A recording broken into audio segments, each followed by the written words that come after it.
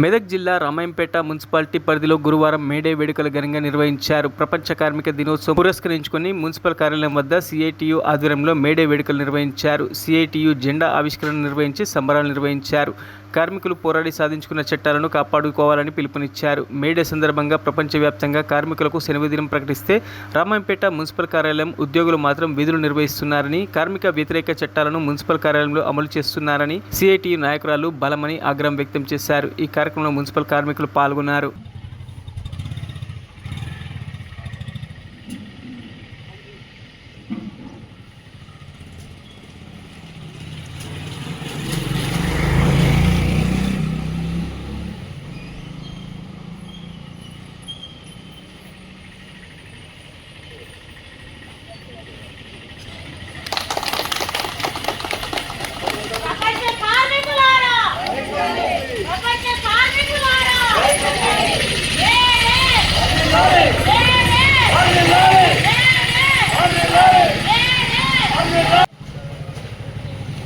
ఈరోజు మేడే కార్మికుల దినోత్సవము. ఈ మేడే ఉట్టిగా రాలేదు. కార్మికులు మరి పోరాటం చేసి సాధించుకున్న రోజు. ఈ సాధించుకున్న రోజు కాబట్టి మరి ఈరోజు ప్రతి కార్మికుడు కూడా మరి మేడే జెండా ఎగరేసి మరి ఇళ్లలో ఉండాలి. కానీ రామాయంపేట పట్టణంలో మరి పని చేస్తున్నారు. ఇప్పటికే మరి ట్రాక్టర్లు తిరుగుతున్నాయి, చెత్త ఎత్తిపోస్తున్నారు.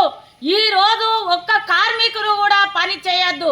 ఈ రోజు కార్మిక చట్టాలను కూడా బీజేపీ ఎట్లయితే తీసుకొస్తుందో ఈ రోజు మరి రామాయంపేట పట్టణంలో దాన్ని అమలు చేస్తున్నారు. ఇది భవిష్యత్తులో ఇలాగానే ఉంటే మరి పోరాటానికి జిల్లా వ్యాప్తంగా కూడా అన్ని కార్మిక సంఘాలు అందరు కార్మికులు ఏకమై మరి రామాయంపేట మున్సిపాల్లో చేయడానికి సిద్ధమవుతారు. ఇది గమనించుకోవాలి.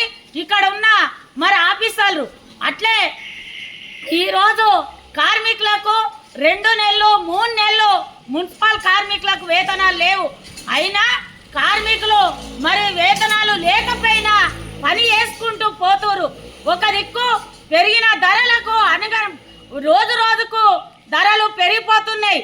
ధరలు పెరిగిపోయినా మరి వీళ్ళ జీతాలు మాత్రం పెరుగుతలేవు, వీళ్ళ జీవితాలు మారతలేవు.